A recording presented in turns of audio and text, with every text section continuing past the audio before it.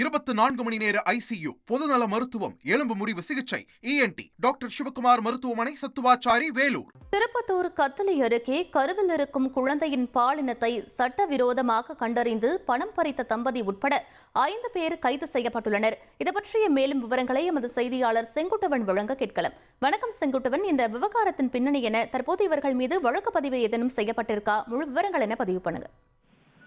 கண்டிப்பாக திருப்பத்தூர் மாவட்டம் கந்திலி அடுத்த பரதேசிப்பட்டி என்கின்ற கிராமத்துல சட்டவிரோதமா கருவில் இருக்கும் குழந்தை ஆணா பெண்ணா என கண்டறிந்து பணம் பறித்து வருவதாக திருப்பத்தூர் மற்றும் ஊரக நலப்பணி இணை இயக்குனர் ஞான மீனாட்சிக்கு ஒரு ரகசிய தகவல் கிடைக்குது. இந்த ரகசிய தகவலின் பேரில் ஞான மீனாட்சி என்ன பண்றாங்க, கந்திலி காவல் நிலையத்தில் ஒரு புகார் கொடுக்குறாங்க. புகாரின் பேரில் கந்திலி காவல் நிலையம் மற்றும் ஞான மீனாட்சி இருவரும் அந்த பகுதியில் தனிப்படை வைத்து தேடி வராங்க. அந்த நிலையில கந்திலி வழியாக ஒரு ஆட்டோவில் 8 பெண்கள் ஆட்டோவில் திடீர்னு இறங்குறாங்க.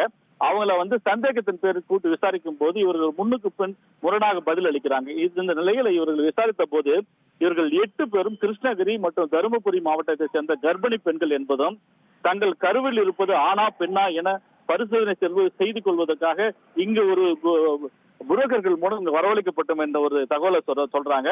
இந்த தகவலின் பேரில் ராச்சமங்கலம் கிராம பகுதியை சேர்ந்த சிவசக்தி, அவருடைய மனைவி ஜோதி என்பவர் போலீசார் கைது பண்றாங்க.